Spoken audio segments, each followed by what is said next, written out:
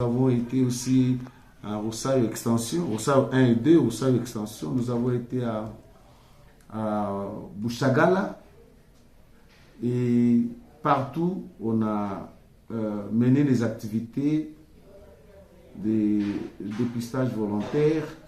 Il y avait aussi une équipe de chacune de ces zones qui accompagnait avec les activités de Mpox. Vous savez, il y a aussi la transmission par voie sexuelle. Comme on a pris toutes les dispositions pour accompagner nos activités avec la distribution des préservatifs, voilà, nos amis nous ont accompagnés. Nous avons été surpris et estomaqués de constater que partiellement à ce jour, on a eu à avoir 113 cas de VIH positifs dans les différents sites cumulés. Ça nous a troublés. Ici, il s'agit de nouveaux cas, c'est-à-dire des gens qui viennent de connaître leur statut sérologique. Ce qui nous fait encore davantage mal au cœur, ces personnes n'ont pas accès aux ARV. Les cas 180 anciens cas, ils nous ont dit qu'ils ne savent pas où trouver les ARV. Voyez-vous? Alors, nous les avons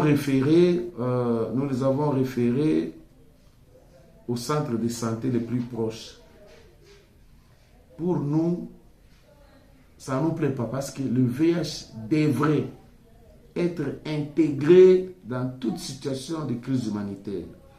Partout là où il y a des cliniques mobiles, on aimerait avoir des prestataires ou des prescripteurs des ARV formés et on intégrerait, n'est-ce pas, tout ce qui est lié au VIH dans ces cliniques mobiles et ces malades trouveraient médicaments là-bas sans leur demander d'effectuer plus de 2 km de distance pour aller accéder aux médicaments.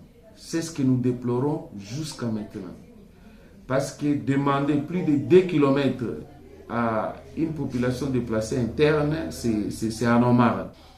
Et avoir les taux élevés de personnes vivant avec le VIH dans les sites, ça rend les sites encore beaucoup plus vulnérables et les sites qui entourent la ville de Goma deviendraient un foyer de propagation de VIH si le VIH n'est pas intégré le plus tôt possible dans toute situation de crise humanitaire. Des deux, nous avons voulu aussi, n'est-ce pas, connaître ou identifier ces personnes vivant avec le VIH parce que nous espérons d'ici là il y aura la paix. On saura combien de retournés VIH positifs dans chaque territoire pour qu'ils ne viennent pas de la même manière qu'ils sont sortis. Parce qu'ils sont sortis sans médicaments, ils ont tout laissé, mais ils se retrouvent dans ces conditions. Vous allez trouver quelqu'un qui vous dit, depuis que j'ai fui, je ne sais pas où prendre les médicaments.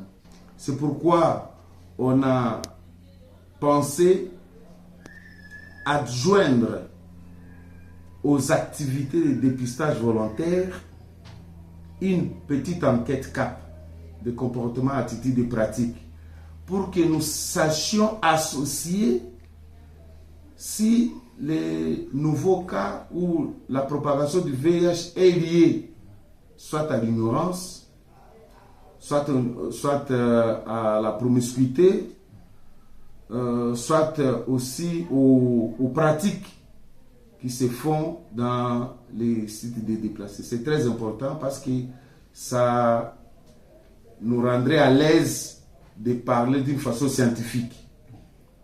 Les dépistages seuls, à notre avis, nous avons dit que ça ne suffit pas. Il faudra que nous puissions avoir des éléments de l'enquête CAP. Le VIH ici s'avère être aussi une arme de guerre et sa propagation serait catastrophique parce qu'on risque d'avoir une population retournée, contaminée. Ce ne serait pas une très bonne chose et pourtant nous nous attendons retournées qui vont, n'est-ce pas, émerger et faciliter le développement de chaque territoire. Nous voulons à ce qu'un partenaire nous vienne en aide. Dans ce sens que nous voulons que toutes les cliniques mobiles existantes dans les sites, qu'on puisse capaciter les personnels qui sont là. De telle sorte que quand une personne malade vient pour le VIH, il trouve les médicaments là-bas. Il trouve tout là-bas. Comme ça, il se prend en charge.